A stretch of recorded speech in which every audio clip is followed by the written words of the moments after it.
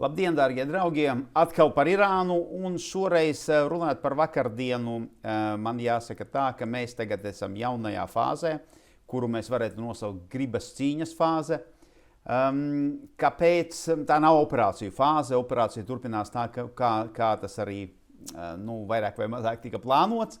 Bet tagad mēs redzam, ka tādas gribas spēka pretstats starp divām pusēm. Un vakar, to mēs jau redzējām no Trumpa paziņojuma, kad viņš pateica, tas, kas tagad notiek, tā ir ļoti maza cena, ko mums ir jāsamaksā par mieru un drošību.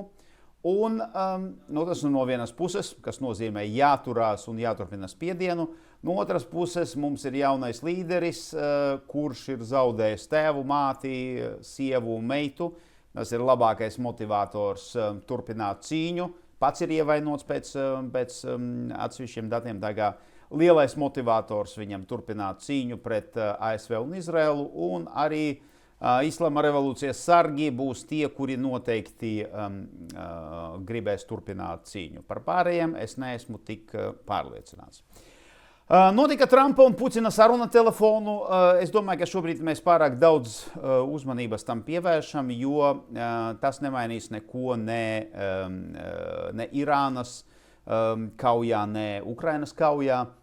Abi divi procesi virzīsies uz priekšu tālāk, jo šobrīd tāda politiska risinājuma neredz nevienam, ne otram konfliktam. Apšaudes turpinās. Atceraties, es stāstīju detalizēti par Izraēlu. Tagad arī ASV gaisa spēki paziņoja un jūras spēki paziņoja par to, ka ir triekts, uzbrukts vairāk kā 5,000 mērķu. Un vakar tikai piemērs par Isfahanu. Tur tika uzbrukts lielām, atceraties, tas ir gan viens no kodola centriem, bet tur ir arī vairākas citas rūpnīcas, tā skaitā šahed dronu rūpnīcas, tā skaitā naftas rūpnīcas, tā skaitā lidmašīnu remontu rūpnīcas. Un te ir vienkārši piemērs triecienu precizitātei, iznīcināts, pilnībā iznīcināts, gandrīz vai iznīcināts. Ļoti precīza trāpīšana, tāpēc vēlreiz parāda to, ka novirzīšanās no mērķiem ir ļoti, ļoti rets gadījums. Un vai tad, ja trāpa kaut kur nepareizā vietā, tad visdrīzāk pie vainas ir nevis ieroči, bet izlūkošanas informācija, kura deva informāciju par to, ka konkrētajā vietā ir kaut kāds objekts, kuru vajag iznīcināt. Irānā turpinās problēmas. Mēs redzam, ka palaišanas iekārtu skaits samazinās. Kā jūs saprotat, nākošais pēc sekundes šeit ir sprādziens. Un tad nav svarīgi, cik raķetes jums ir palikušas kalnos, lielajos tuneļos, ko jūs būvējāt, jo kā tikai jums beigsies šīs te mašīnas, raķetes varēs sālīt, jo no viņiem būs tikpat daudz jēgas kā no gurķiem. Ja mēs paskatāmies par triecieniem, triecienu skaits iet dramatiski samazinās. Ja kopā tad 950 balistiskās raķetes un pie 3000 droniem tika palaists, 9. maija dati 25 raķetes, 55 droni, 14 reizes mazāk nekā pirmajā dienā. Tā kā Irānas spējas kaut kā stāties pretī un kaut ko reāli uzbrukt kaut kam, izņemot civilos objektus vai tankerus Hormūzas šaurumā, laikam jau nekādas īpašas spējas citas nav. Precizējumi par divām darbībām no iepriekšējām dienām. Atceraties, bija tāds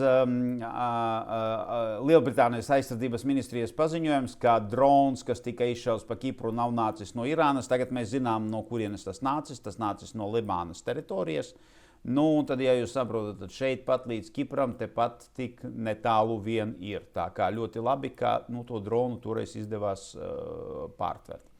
Balistiskās raķetes notriekšana virs Turcijas iepriekšējā dienā ir ASV Arleigh Burke klases iznīcinātāja kuģa nopelns. Tad, kā mēs redzam, šī pretgaisa aizsardzības sistēmas darbojās ļoti veiksmīgi un ir spējīga aizsargāt nevis tikai Izraēlu un un attiecīgi līča valstis, pareizāk ne līča valstis, arābu valstis, kas atrodas tuvumā, bet arī piesek Turcijas gaisa telpu.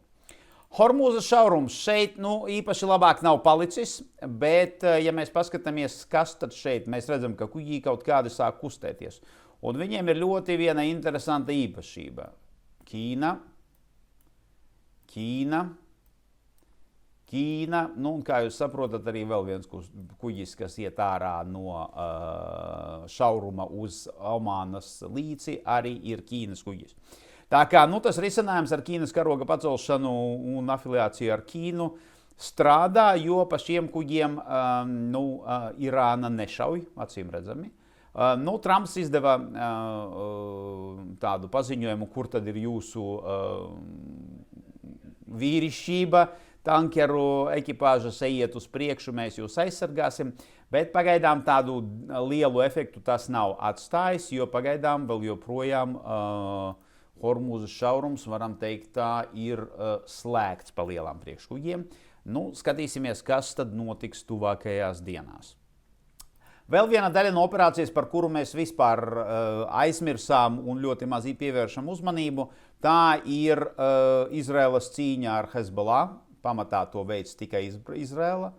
Un tad ātri jūs parādīšu, kur tad tas viss atrodas. Tātad šī ir robeža starp Izraēlu un Libānu.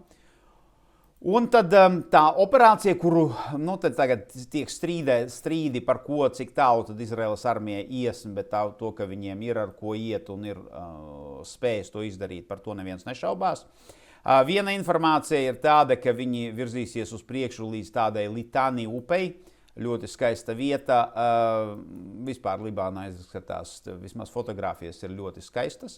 Un tad otra informācija ir tāda, ka viņi varbūt ies vēl tālāk un arī aizies uz BKA ieleju. Pagaidām visas darbības norit šeit. Jā, mēs redzējām reidus no Izraēlas puses. Mēs redzējām atsevišķās darbības, bet pagaidām tas neatgādina tādu lielu kara darbību. Bet mēs redzam, ka Hezbollah no šejienes bēg. Apšaudes notiek uz leju no Haifas pamatā. Šis ir iepriekšējās dienas uzbrukums. Tie nav trāpījumi, bet tās ir vietas, kur tās raķetes varētu nokrist. Un pamatā apšauda šo teritoriju tomēr Irāna. Irānai atceraties, Izraēla ir galvenais mērķis. Nav ne Saudarābija, ne Katārs, ne amerikāņu bāzes. Pamatā jau viņi gribētu trāpīt Izraēlai. Bet nekas būtisks nav iznīcināts un nekādu būtisku bojājumu nav nodarīti. Ir vēl viena interesanta informācija. Atcerieties, es stāstīju jums par lāzeriem. Izraēlai, protams, kā augsti tehnoloģiskai valstī un augsti tehnoloģiskai armijai arī ir savi lāzeri. Viņiem ir tāds Oreitan, tad ir iepriekšējā dienā apstiprināts vienas raķetes notriekšana ar šādu dronu, ar šādu lāzeru. Un tad attiecīgi no vienas puses tāds būtisks notikums, no otras puses nekas jau īpaši, jo pirmo mērķi gaisa šis drons notrieca 2023. gadā. Tā kā vienkārši mums apstiprinās to, ka tāda kapacitāte ir.